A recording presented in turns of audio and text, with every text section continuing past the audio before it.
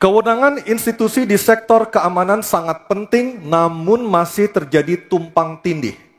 Pertanyaannya, bagaimana komitmen paslon terhadap penataan institusi pertahanan dan keamanan? Terima kasih. Membereskan yang tumpang tindih. Dan itu harus dimulai dari pemimpin yang punya komitmen untuk membereskan. Siapa dia? Pemimpin tertinggi, Presiden. Maka kalaulah kemudian kita bicara pertahanan yang ada di laut, maka sekian lembaga yang ngurus laut mesti disatukan dalam sebuah wadah Coast Guard.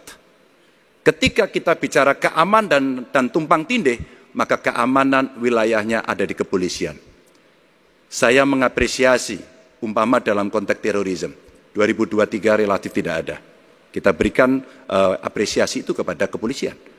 Ketika kemudian terjadi pada situasi belahan Indonesia yang lain yang membutuhkan, katakan, bantuan dari TNI, maka disitulah kemudian on call mereka.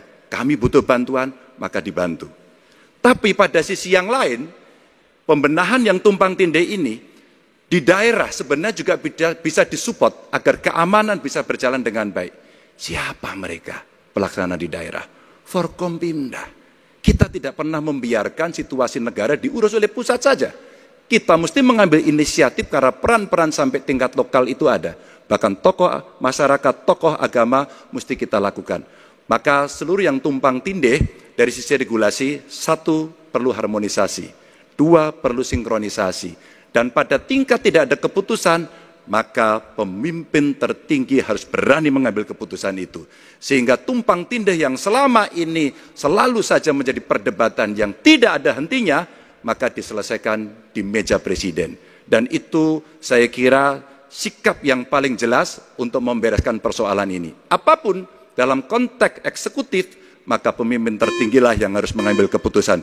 Kecuali kita mesti berbicara dengan DPR, maka kita akan duduk bersama untuk membicarakan secara regulatif. Waktunya habis. Baik, terima kasih Pak Ganjar.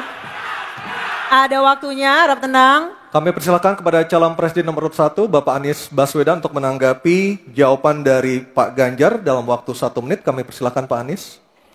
Menurut hemat kami harus dirumuskan apa tantangan dan ancaman keamanan Indonesia di tahun-tahun ke depan. Dengan itu dirumuskan, maka kita tahu apa ancamannya. Lalu dari situ kemudian kita lihat bagaimana badan-badan yang selama ini ada diatur untuk merespon atas tantangan itu. Kalau kita hanya menata ulang tanpa memikirkan apa ancaman barunya, maka kita tidak lebih dari sekedar menyelesaikan urusan organisasi. Yang sesungguhnya dibutuhkan adalah bagaimana organisasi itu diatur untuk merespon tantangan. Jadi nomor 1, rumuskan itu. Kemudian yang kedua, yang tidak kalah penting, libatkan semua unsur yang terbiasa di dalam menyusun ancaman tantangan organisasi. Sehingga kemudian penataan organisasi badan-badan bukan semata-mata karena selera pemimpin, tapi karena merespon atas ancaman itu. Dengan begitu, penataannya akan sesuai kebutuhan. Terima kasih. Waktu 1 menit sudah habis. Baik, terima kasih. Selanjutnya giliran calon presiden nomor urut 2, Bapak Prabowo Subianto. Hadirin kami harap tenang terlebih dahulu. Ada waktunya untuk menanggapi jawaban dari Capres nomor urut 3. Waktu Bapak 1 menit dimulai ketika berbicara. Baik ya, sekali lagi saya harus mengatakan, saya kok banyak sependapat dengan Pak Ganjar.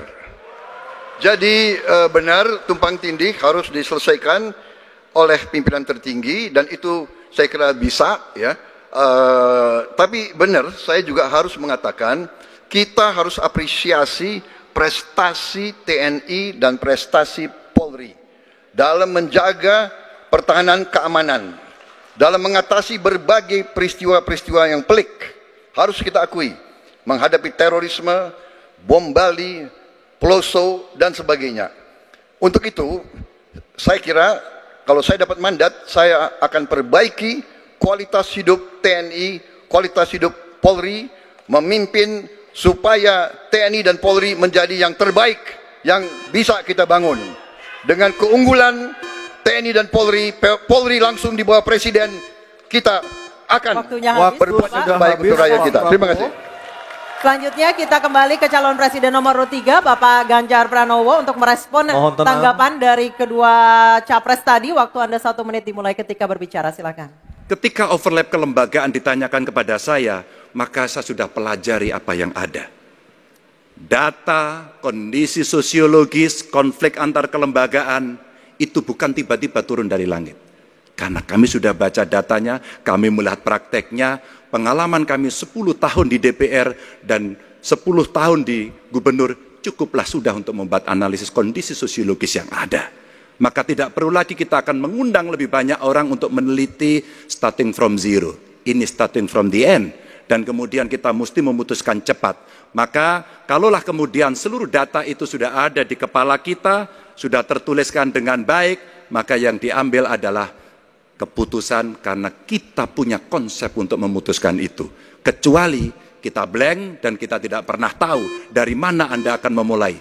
Karena saya tahu dari mana itu memulai. Terima kasih.